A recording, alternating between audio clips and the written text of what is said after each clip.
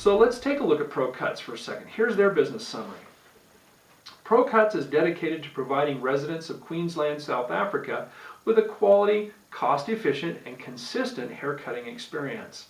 Customers can let their hair down in a professional yet relaxing establishment without the worries of high prices or incompetent service. That's it. That's the summary. And for a haircutting business, that may be effective. In my personal opinion, I would just say here that that's a little short. I'd like to see my students, those that are working with me, to probably put a little more thought and a little more effort into writing a summary there, where it's at least 2-3 paragraphs, not just a short one paragraph. Here are the keys to success that they've identified. The ProCuts residential location will provide quick, low-cost haircuts within walking distance for most residents of the city's northeast section. A residential location will require minimal operating costs. Operational savings will be passed to customers through competitive prices. The ProCuts product line offers beauty products in convenient, family size, and refillable bottles. The informal setting will provide social opportunities for friends to meet and gather. I like that last point, and I'm not going to go into detail why I like it right now, but in the future, when we're going through market strategies, I should say, and some strategic planning, I'll probably come back to that and explain a little bit more why I like that last key to success. Then we have the management and staff summary that we talk about. And again, in this case, it's very straightforward and very, very simple. But it's, again, to give you some ideas that I'm trying to get across here. ProCuts will be owned and operated by Lisa Zimba as a sole proprietorship. Again, she's mentioning her legal structure. Lisa has been cutting hair informally for over 2 years.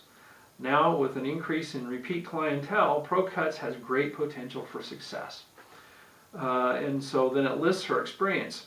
In this case, Lisa has 2 years of haircutting experience with an 87% customer retention rate. You see how she's building on her experience and using that to create credibility, an 80% customer retention rate. Make your resume or your experience or your bio in this section very compelling in terms of how it relates to what you're going to be doing. She also mentions this. She's co-chaired the activities committee of a local church group. Average activity attendance increased from 75 to 115 participants, and the committee still operated under budget. Now, the question you might be asking yourself is, what does that have to do with haircutting? And it has everything to do with it from the standpoint that, in this case, Lisa is not particularly experienced as an entrepreneur or a business manager. She's been cutting hair for 2 years, and she's had a great customer retention rate, but she's looking for something to create a little bit more credibility as a business manager. And so her volunteer experience in the community, in her church, has done that. She's demonstrating that she's got leadership and management skills, and we've talked about in a previous video. And so those are things you can use. You can use non-business related experiences to highlight what kind of entrepreneur you are.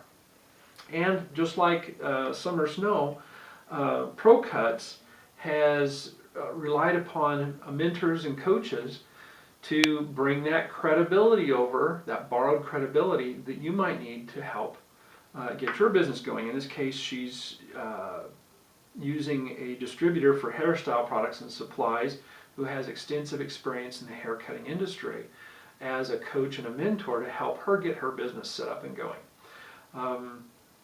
I guess that's 2 out of 3. We'll have to see if the third business has a mentor and coach, but it might be telling you something. And that's the importance of getting a coach, of having a mentor in your business. So let's go down and take a look at Garcia's Veggie Table. These are homegrown fruits and vegetables. Here's the business summary.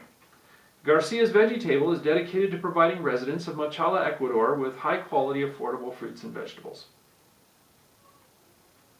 That's it. Again, if you're doing a fruit and vegetable stand in Machala, Ecuador, that business summary just might be adequate. if you're doing something else, I would want to see it pass a better weight test. Put a little more substance into it. What are the keys to success? Garcia's Veggie Table has identified the following keys to success. 1. Homegrown fruits and vegetables are picked daily to ensure product quality and freshness. 2. Convenient downtown street corner location will serve area residents, travelers, and merchants. 3. Products are presented in an organized, colorful, and fresh display. Okay, so this particular entrepreneur has taken a look at what he thinks he needs to do to be successful. And there are some key things in there. For example, daily freshness, a strategic location in the marketplace, and it's an organized table, colorful, and again, a fresh, ever-changing display. So those are the things that someone selling their fruits and vegetables in a street market may need to be successful. Okay, take a look at your business and spend a significant amount of time thinking about that, particularly as you get into your next phase of market research and market strategies. Then, of course, Edwin Garcia, who's the owner here, has included his resume, his experience. Says the Garcia family has been growing quality fruits and vegetables for the past 20 years on a large lot behind their home. Edwin, the youngest of 4 sons, will take his share in the family garden to open a small fruit and vegetable stand in downtown Machala, Ecuador. And then Edwin has his management highlights. Number 1 is the owner-operator of Garcia's Veggie Table. He enjoys a highly competitive crop production and yield. So in other words, he knows how to grow fruits and vegetables. It also mentions that he's received an award. And again, this is important because awards also can bring that credibility to your experience. In his case, he received an honorable mention for melon quality in Machala's highly touted International Banana and Agricultural Festival. So there, you can see that he's been recognized for his efforts, and you've probably been recognized for yours in some form or fashion, so you want to make sure that you can include those kinds of things. So again, in summary, we've looked at 3 businesses here: Summer Snow, Pro Cuts, and Garcia's Veggie Table, and we're going through these elements of what a good business plan consists of. I hope that some of these ideas that we've presented quickly have created ideas of your own. I hope you're writing those down.